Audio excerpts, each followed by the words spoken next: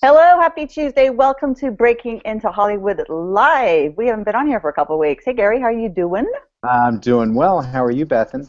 You look very perky, ready to go. We are very lucky to have an extremely successful producer tonight. Josh Kesselman, how he's managed to fit us into his diary, I don't know. Delighted to meet him. Great guy, and has a fantastic background when you say it. It's so true, LA, Hollywood, it's fantastic. Gary, I will send over to you for the introduction. Thank you, Bethan. That's fabulous. And Josh, thank you for joining us this evening. And Bethan, that was an understatement. Josh is so busy, he makes me feel like I'm standing still. So I must have some illicit information about unknown information that I am holding over him to get him to come on this show with us. I just like you, Gary. I just like you. It's just okay. Well, let's see. There, we can end the call because, folks, there you have it in a nutshell. Be likable in this business. End of show. Thank you for joining us. There you go. Done deal. Done deal. God, Josh, you're so full of information and inspiration. If you're likable, you get a really cool office space where you see he is literally in the belly of the beast. He is sitting there on Wilshire Boulevard, and as he pointed out to us just before the show started, there's 6 major agencies literally within like a block and a half radius of where he's sitting. We don't even need to drive. We can walk to each other. No, they walk in LA, so. Yeah, they hand signal to each other across the Wilshire Boulevard. So let me quick dispense with the formalities. I'm going to introduce you as if you're not here, Josh, in the third person, Josh Kesselman at Throughline Entertainment. So Josh, I'm going to read you a little bit of his bio. After graduating California Polytechnic State University San Luis Obispo, what a beautiful area, with a degree in finance, also worth noting, a degree in finance, Josh was hired by producer John Davis of Davis Entertainment. And while at Davis, he worked on films the likes of Ed Zwick's Courage Under Fire, which I love, Howard Deutsch's Grumpier Old Men, which we all love, Martha Coolidge's Out to Sea, James Foley's The Chamber, Betty Thomas's Dr. Dolittle. I mean, this is about as eclectic and cool as it gets. In 1998, Josh started his own production company, Jericho Entertainment, and his films there included The Hebrew Hammer, starring Adam Goldberg and Judy Greer, Fall, directed by and starring Danny Baldwin, the telefilm Bobby's Girl, starring Rachel Ward and Bernadette Peters for director Jeremy Kagan, an icon. In 2005, Josh joined Principal Entertainment, where he produced or co-produced both feature versions of Death at a Funeral, directed by 2 amazing Frank Oz and Neil LaBute, 2 amazing directors, respectively. Produced Lawrence Malkin's Five Fingers, starring Lawrence Fishburne and Ryan Philippe. Stephen Kay's Isolation, starring Eva Amuri Martino, and executive produced Stephen Elliott's A Few Best Men, starring Xavier Samuel, Rebel Wilson, and Olivia Newton-John. To say that Josh has worked with some name talent is an understatement. In 2012, he produced Sundance Darling for a Good Time Call, starring Ari Grainer, Lauren Miller, Justin Long, which Focus Films released in 2013. And Josh is currently in post on Ashby, written, directed by Tony McNamara. The film stars Mickey Rourke, Nat Wolff, Sarah Silverman, and Emma Roberts. That's a film to keep your eyes peeled for. At Throughline/Tagline, Josh's clients, that's his management. He's a manager, a producer-manager, or manager-producer, however you want to say it. And his clients include actor Giancarlo Esposito from Breaking Bad, writer-director Scott Gimple from The Walking Dead, writer-director Lawrence Malkin, Five Fingers, and screenwriters Dean Craig, who wrote Death at a Funeral, which Josh produced, and Robert Knott, who wrote Appaloosa, as well as Stephen Lindsay and Lou, do you say Ugaz? Ugaz, who wrote Christmas in Conway, as well as Katie Ann Nayland for A Good Time Call. His other producing credits include Like Sunday, Like Rain, written and directed by Frank Whaley, and starring Leighton Meester, Deborah Messing, and Billy Joe Armstrong of Green Day. So here's a guy who's about 17 years old, has produced 13 films. By my count, actually, I think it's more than 13. But anyway, according to IMDb, that's a little bit behind 13 films, and that doesn't include his current slate. You're just simply annoying, and welcome. Thank you. Thank you. Thank you for that introduction. Sorry for being annoying. I'm actually older than I look, just so you know. I'm not. Okay. No, all right. So you are lawful. Okay. Good. Other than this, the biographical sketch, I'm just always curious. So, I mean, we've had lunch, we've talked. I know a little bit, but tell the audience a little bit about how did you bridge from Cal Poly into the heart of Hollywood? What was that sort of journey? Well, I was a football player in high school, and I got a full scholarship to Cal Poly to play college football. You know, my second year, redshirt freshman year, I hurt myself and kind of had to figure out what I wanted to do with my life. I grew up in Los Angeles, so I've kind of been around the business. None of my family members are in the business. My father, who was a systems engineer for IBM, divorced my mother when I was 7, and his way of spending time with my younger brother, who's also a filmmaker, would be taking us to movies. And so we spent our weekends with our father watching movie after movie. And, you know, at that moment in my collegiate life, I decided, you know, I wanted to get into the business on some level. I wasn't sure what level or how. And Cal Poly did not have a film program. They only had a theater program. And I decided to minor in theater at a finance business major, and talk about a movie right there. I was like a jock right off the football field going into theater class. I didn't fit in, to say the least. And there was one particular class, which was a guy named Doc Malkin. He was my teacher. I'll never forget his name, where it was directing 101, essentially, and you had to kind of find a short, a 2-act play, and put it up, cast it, produce it, and, you know, you have 2 showings, and you'd have to, you know, everything was on your shoulders. And he basically would assign you the plays, and he assigned me Edward Albee's The Zoo Story, which is a bear of a play. Clearly, this teacher saw me as everything he hated about his childhood. I was a jock, football player. What could I possibly bring to this class? But I did it. I took it upon myself, and I cast a guy who wasn't a college student. He was a guy that wanted to be an actor. He kind of had killed it in his audition. And it's it's 2 characters, and it's literally one character has a 4.5-page monologue. It's just ridiculous amount of lines for an actor to learn. And we rehearsed, and the night before our opening performance, he finally learned his lines. So I barely could do tech rehearsals, anything, and we go into our opening night, and we're doing the play, and he walks out, lights shining in his face, and his family sitting. He was married with 2 kids, in the front row. He looks at them, and he just goes, "Oh shit, I forgot my lines." And it was the most embarrassing moment of my life. And I jumped. I was wearing a tie. I was dressed up. It was like my big night. And my teacher's snickering in the background. And I didn't know what to do. So my stage manager froze. Didn't even throw out a line. So I jumped over the audience and I pulled my stage manager out of the book and I threw a line out. And he continued and finished the play. I mean, basically in tears. This guy.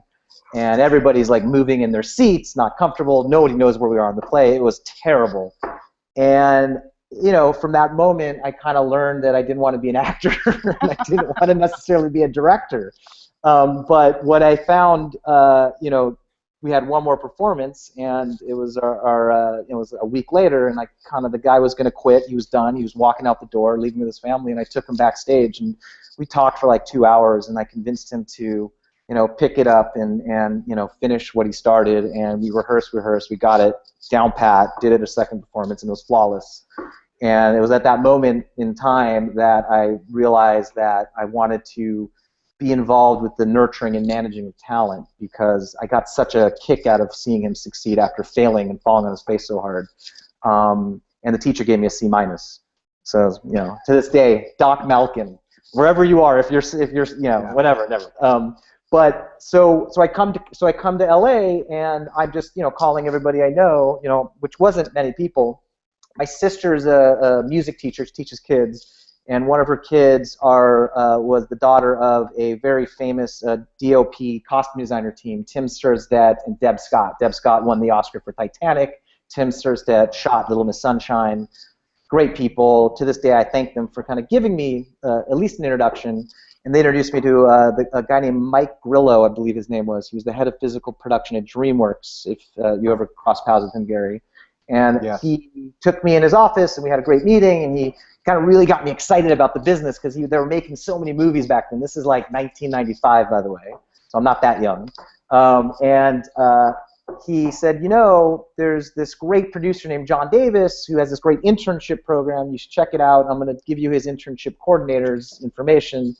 Gave me her information. I called her. They brought me in for an interview. They hired me on the spot, and I started interning. So that meant literally reading scripts, getting John's dry cleaning, you know, bringing him food, you know, just doing all the stuff an intern would have to do in this business, which I can go on and on about. I have some crazy intern stories with John, so I don't know how free I can speak here. But 2 weeks into the internship, his assistant gave notice, and I just took it upon myself to kind of be very aggressive and say, John, look, I'm this young kid right out of college. I don't know what the hell I'm doing. I'll never leave you. You have these assistants that leave every 6 months. I will stay with you forever. And he laughed, and he's like, come with me, kid. And, you know, he walked him down to his Ferrari. We were working Century Plaza, by the way. If you know Fox Plaza, it's Nakatomi Plaza with his Ferrari in the front right there, you know, from the Die Hard movie. I'm working in the Die Hard building. It was so cool. You know, he said, okay, I'll tell you what, I'll give you 2 weeks without paying you, typical John. You be my assistant, you answer my phones, and if you survive in those 2 weeks, you're hired. So I jumped into the fire and became John's assistant, which at that time, gosh, he was producing Daylight, Courage Under Fire, Grumpy, the first Grumpy Old Men, Courage Under Fire. I mean, so many movies. He had these 2 huge TV movies, Asteroid on NBC and this Volcano movie on ABC when they were doing TV movies back then. He just was so busy, and there was 2 assistants, so it was me and one other. And you know, I picked it up pretty quickly, and I made do, and you know, stayed with him for 2.5 years as his assistant. And do I keep going here, Gary? Because there's right. Okay, so you're doing great. I'm telling the whole story. So and at that point in kind of in our history of film business, there was a manager named Warren Zide who was basically, I like to call him the pioneer of literary management. But at the time, there was a lot of talent management where managers were managing actors. That was always around. But no one was really doing the writer-director stuff, and he was very successful at it. And he was selling scripts left and right, and he was producing. And I realized that, like, I wanted to be John Davis because that's just who I was working for, and I was so in awe of where I was sitting, and it was like living the dream. And I'm like, how can I be a producer? How can I build myself my own value? I don't have a deep pocket checkbook where I'm going to go out and chase life rights and books, but this managing thing, there's something interesting here. And I started reading all of the scripts that would come in. I'd watch reels and movies that would come in unsolicited, not by agents, that John would never have the time to read, nor his executives. I mean, I think at the time he had 6 executives working for him. But there was so much material coming in that I just kind of looked for the stuff that fell between the cracks, and I started building a little bit of rosters of some writers, which he knew I was doing and was allowing me to do it. I had my own phone line that I would have my voicemail, and when I wasn't working for him, I was working for myself. And I built this little roster of clients. Some of them I still have to this day. And I remember the first script that I sold was a movie called 4 Dogs Playing Poker that actually eventually got made into a movie that wasn't very good. John passed on it. I gave John, you know, the first look, and because I had to, working for him. And it was at that time he's like, well, what do you want to do now? I said, well, I don't want to be your development exec. You know, I'd love to figure out a way to work within your company, which John at the time had these producer deals where all sorts of Dr. Dolittle franchise came out of a producer within his company that had a deal with him. So he gave me office space. He gave me a phone line. He paid for all of my business expenses. No salary, mind you. I did this completely for no money. No Ferrari. No Ferrari. Still waiting for that Ferrari, guys. But, and it's kind of how I started, and that's Jericho Entertainment, 1998, and I partnered with a guy named Josh Silver, who had actors, so I wanted to kind of diversify my business, so Josh came over to Davis, and it kind of grew from there. That's the start. That's a great start, and I so appreciate you giving us all that, because you've said so many things that are worth going back for just a moment and talk. First of all, I want to thank Doc Malkin. Doc Malkin. Everyone who gives you the C- and you later think, I need to write a thank you note, because that was motivation. It might have been a thorn in your paw, but it was motivation. Absolutely. But you know, first of all, I'm surprised that we didn't meet at that time in '95. That was the year that I produced with John Davis. The Hunted. Yep. Which was not a great film by any stretch of the imagination, although it has its fans. But it was exactly at the time you were sort of in the crosshairs of the Davis experience. And John's a great guy, and he gave a lot of people their start. So very cool. And Warren Zide, you know, I mean, I don't know if people recognize that management has been around forever, but it was always in favor of those in front of the camera, not behind. And it was people like Warren Zide. I actually started a literary management company in '83, and I used to have to not tell people that I was a manager of writers because it was so foreign at the time. They didn't know quite what to make of it, so I'd just say I represent. And so, but Warren was and is, you know, very, very good at what he does. But I just want to make a note of a couple of things. So, first of all, the fact that you were this jock. Normally, people would think that you took an acting class because there was a cute girl in the class or some such thing. But the fact is, most producers should take an acting class at some point. It gives us an enormous appreciation. And by the way, but don't. Maybe the most challenging playwright of all time might be Edward Albee. Certainly one of the more challenging. I love his works. So acting is great, and then also stage plays. I mean, I think it's really interesting that, you know, feature films, by and large, I think you might agree, Josh, are much more plot-driven. Whereas a stage play is fundamentally you can traipse through all the intellectual and emotional arcs you want with almost no plot or lesser plot, but it gives you a really fabulous grounding in the art of writing the nuance of character. So I think that's an extraordinary background in terms of both, you know, just studying stage plays, reading tons of scripts of John Davis, and having acting in your background. It's no surprise now that I learned that about you. So, but mind you, I didn't act. I directed in theater. Just to clarify, I produced and had to direct. I cast actors in that play. Oh, but okay. Trust me, I felt like I was acting because I was right there with this guy. No doubt. In a sense, you. By the way, your brother is you said a director? Yes, Hebrew Hammer, the writer-director of the Hebrew Hammer. If anybody knows it. It's, okay, so you have collaborated. That was my next question. Wonderful. So, okay, before we move on, one intern story. One intern story. Okay, I don't know who's listening because I don't want to get John Davis in trouble. But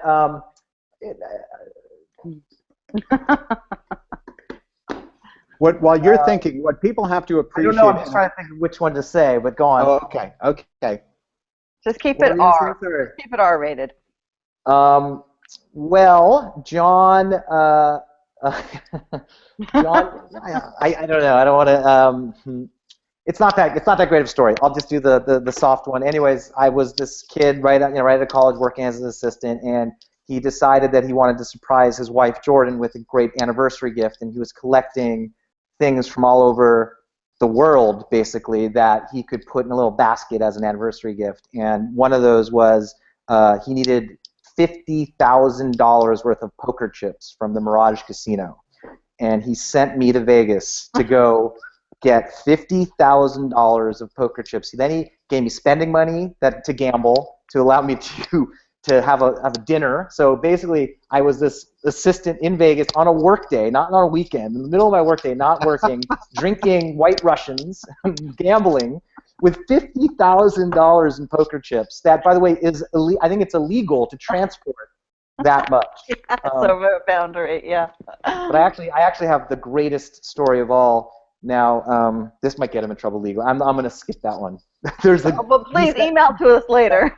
He sent me to court on his behalf one time to fight a speeding ticket, which that's as far as I'll go. Which was just right out of you can't write a movie better than what I had to go through. But anyway, yeah. So that's one story for you guys.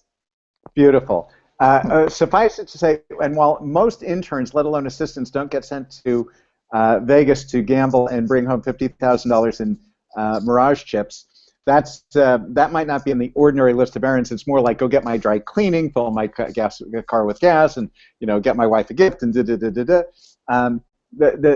underneath all of that is as fun as all that is the truth, which is as who said Williams Wordsworth Great quote. One of the best quotes of all. To begin, begin. You begin at the beginning. You do whatever it takes. And obviously you paid your dues starting at the ground level. Yes. And that kind of obstinacy, like going up to a guy like John, who's a really wonderful guy, but super busy. Yes. You know, he's kind of seen and done it all. So to go up to a guy like that and say, yeah, these people have quit on you, I'm not going anywhere, I'm your guy, and just insist on your right to have your at-bat, Yes. that's, that, you know, that level of self-belief, whoops. Hello? Gary? We seem to have lost Gary for a second. Josh, you're still with us? I'm with you. I can hear you. Okay. Can I ask you a question then? Yes. From when you were working, when you were in school and that man that you were working with faced such stage fright, do you find that ever happens with more experienced actors? Do people get up in front of the camera and just all of a sudden lose it? Not so much in film, and I'm sure in theater it happens all the time. Sits right in front of an audience. In film, he can just do take after take till he gets it. You know, it might cost the production more money than they expected, but for him, you know, look, he was a beginning. He's never really acted before, and to memorize that amount of lines, that takes a lot of practice. And you know, he tried really hard, and it just, you know, it didn't quite work out, to say the least. Well, that's where your football came into practice. So you're just running across I think we got Gary back here again. So, Gary, we lost you for a second. Let me lose your other one of you. Yeah, well, must have been something I said. That's okay. Okay. You go ahead. Grab it again. All right. Where were we? I was just asking Josh about working with more experienced players than when he did when the poor man had stage fright on the play he was working on. And we were talking about paying your dues in this business, and I think before you got cut off, Gary. Yeah. Well, I mean, I think that's the key is, you know, have enough belief in yourself that you're deserving to get your shot. And, you know, I think any way you get in the door is the right way to get in the door. As Katzenberg always said, if you can't get in the front door, go in the side window. If you can't get in, go in through the basement. It doesn't matter. Just get in. Get in. Absolutely. And you're living proof of that because that was in the mid-'90s? Mid-'90s, yep, 1995. So you have a very successful management company. You've got a very successful production slate, and you've grown a nice reputation. And so, you know, power to you. Good. You know, that's just that's what we all need to be doing. And the fact that you've empowered how many careers, that countless, you know, people to do what they're supposed to be doing, is very, very cool and gratifying. So tell us about. I've got to ask you because I want people to know about this film. Tell us about Ashby. Okay.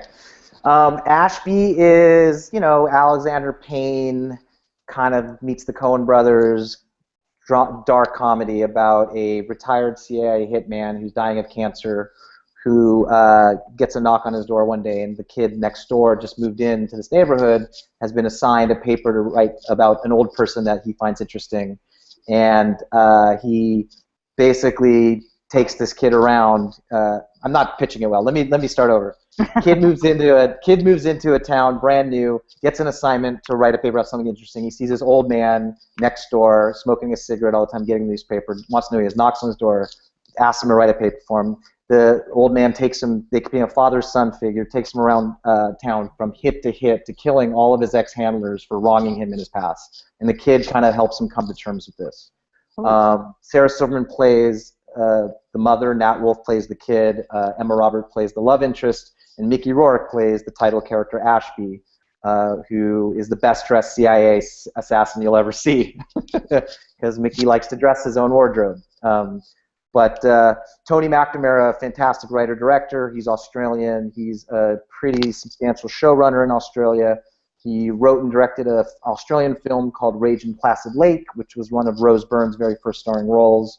And he's got a show in Australia now that's kind of like their big kind of dramatic Emmy-winning show there called Puberty Blues, which is based on a very famous book there. But it's a very, that's why it's hard to pitch. It's a very unique, like kind of toned film that kind of really is heartfelt and emotional, yet you're laughing the whole way through. And look, and we're still editing it, and we're just starting to do our score.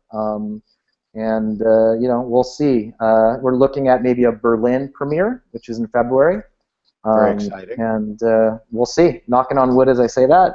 Yeah, amen. Well, we'll hold a good thought. I mean, it's just it's always interesting when you get people the caliber of a Tony McNamara and a cast. Your cast is exceptional. Yes. When you consistently attract that level of talent, filmmaker, actors, etc., that alone bespeaks to me the caliber of the story, the script. So I'm fascinated to see it, and you'll keep us abreast of when that's going to be screening anywhere in the yeah. We area. shot it in Charlotte, North Carolina, which was a great place to shoot a movie, and we shot it in 30 days. We made it for a price, and we're feeling, I'm so close to this film. I just adore it, and we're just starting to screen it for audiences. So, as you know, Gary, we tried to get you to come see one that didn't work out, but I do want to still show you a cut because feeling really good about this one. Yeah. Well, shame on me. I showed up on the just so people know, we're all fallible. I showed up at the screening room on the wrong night, but it was a fun experience nonetheless. Anyway, we'll see it soon, and I look forward to it. But that's very exciting. Congratulations. So, you and I have talked a fair amount about, you were blessed in a way to get into producing in the mid-'90s, which was an incredible time. I was more in the mid-'80s into the '90s. And that was a really interesting time for us as filmmakers, as producers. There was a very robust independent cinema. The studios were making significantly greater number of films, more diverse films, lower budgeted films, et cetera, and so forth. The opportunity, there was just a lot of opportunity for us. And there was a lot more development, if you will. When talking with the audience that is our audience tonight, many of whom are online, a lot of whom will see this as a replay. They're a mix of audience, a lot of screenwriters, but also hyphenates, directors, other creatives who are, with varying levels of resume. And I guess, it's a very broad question, but I would say if you were a younger, or younger in your career, not chronologically, if you were a screenwriter or a filmmaker starting out today, with sort of this schism between the old Hollywood and the new Hollywood, these different quality of opportunities. What would be your tact? What kind of strategy would you have? Where would you plant your feet? Well, it's a tough place these days, right? So, but I probably would turn my attention towards television in a big way. And I would, as far as getting your foot in the door, I would look for companies that are prolific in television, both at the studio level, the network level, or the production company level. If I had to do it all over again from my kind of career path, I would probably go the agency route, even though I did not. I obviously got an internship and kind of took it upon myself to create that. But I just think it's so valuable at the big agencies to start from either a mailroom or internship level up, because there's so much information and the people that you meet at the agencies become your contacts in the future as you grow and expand. I had to create all that from scratch, and like you said, in the '90s, I think I had a little bit more at my disposal to do that, where I think now it's probably, I think it'd be a lot harder to do it that way. So I would say, if you're going to skip the agency route, which not everybody can get a job at an agency, I would really kind of look in the television space. That's the golden age, and I feel like that's where content is being created more and more, and I think the movie business has gone like this. And as a producer breaking in, I remember it was all about setting up a movie at a studio. That's what we have to do. Yeah. We got to sell the script and get our $25,000 development fee, and it was like great. You get 10 of those, and you made $250 in 1 year, And it was so easy to do that. I mean, it wasn't easy, but it was so much easier that seemed to be the route. But now, no way. I don't have anything set up in the studio right now. All my entire slate are things that I'm developing and packaging from the ground up, and eventually a studio will get involved, and more than likely it'll come, from buying a finished movie and distributing it. So. Yeah, no, it's a very different culture. Back then, we all and most of my friends could make ends meet just based on their projects in development, optioning things, developing things, even selling, which is really no longer the case, and more is the pity. But things change, things evolve. Although I will say that the feature, just as we're seeing, this is the golden age of television. There's no denying that the storytellers should be very attracted by what's happening on the small screen. And we see the migration of amazing caliber of filmmakers moving into telling stories on the and developing for the small screen. But that said, it's also true that those very same players, the purveyors of the new Hollywood, the Netflix and the Hulus and the Amazons, are also in development on as many films as any of the major studios. So there's sort of the shift across the board that's not unique to TV, although TV is, I think TV is more stunning just for the caliber of storytelling that's happening in the series world. Yep.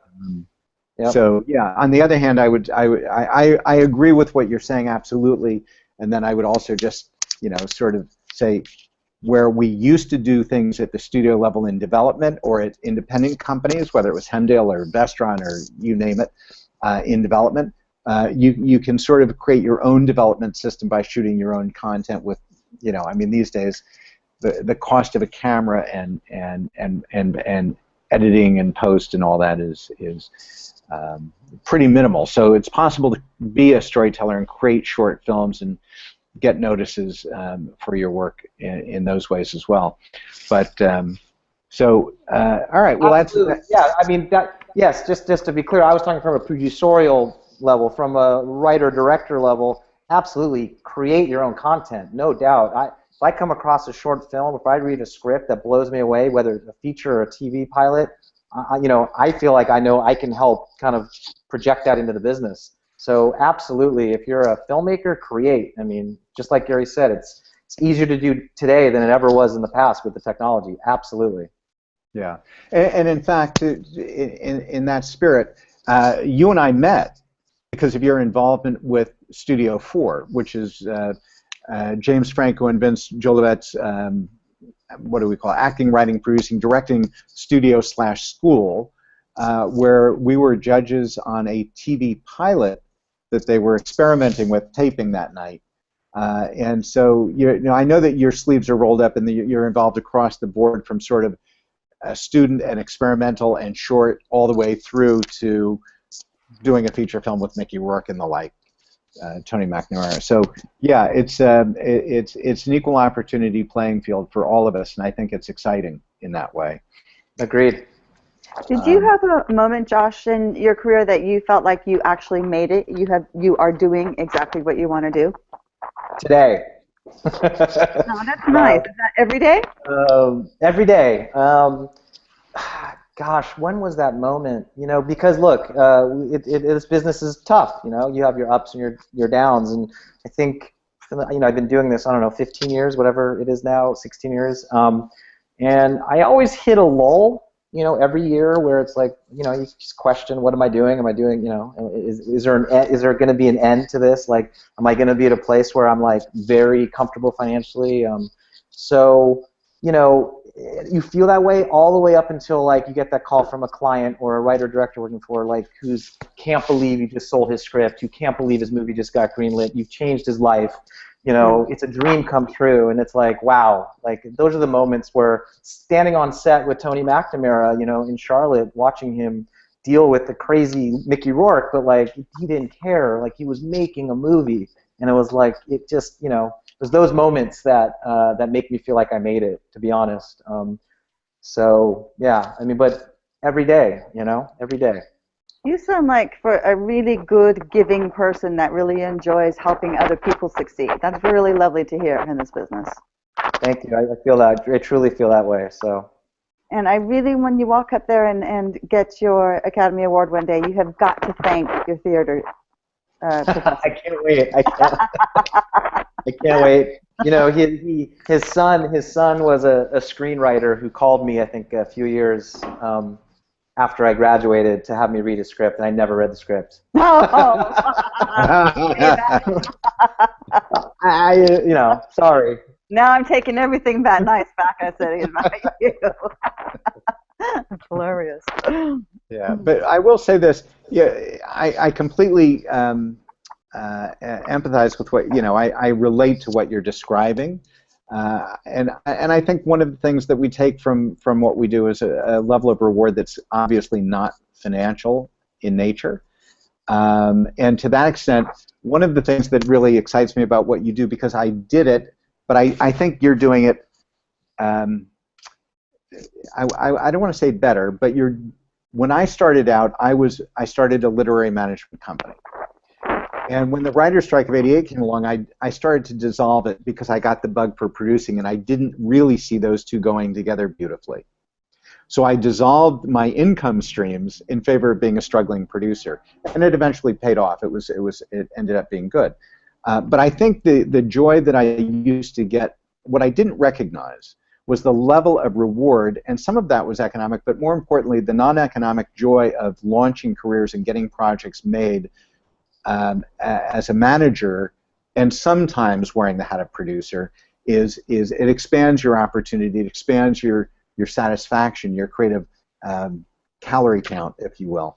So I think what you're doing is actually really, you're sort of in the catbird seat, and that doesn't always feel like the easiest route. I know. No, it doesn't. It doesn't. It's like every business that's as competitive as this one. It's like you have your good days and bad days for sure. I'll be honest. I'm putting to say this on the call. Ashby did not get into Sundance. That was a blow for me. So as you were asking me to describe it a little bit, it was like it was kind of hard to talk about because I poured so much into that. But I do have, and look, Sundance is a political place, and not every film gets in there, and plenty of films have succeeded outside of that festival. But if Berlin says yes, that'll be great, and that'll be another day that I'll be like, optimistic, right? Feeling a little bit down by that. That was kind of a gut punch. Yeah. So it's hard when you invest that much of yourself in something. Yes.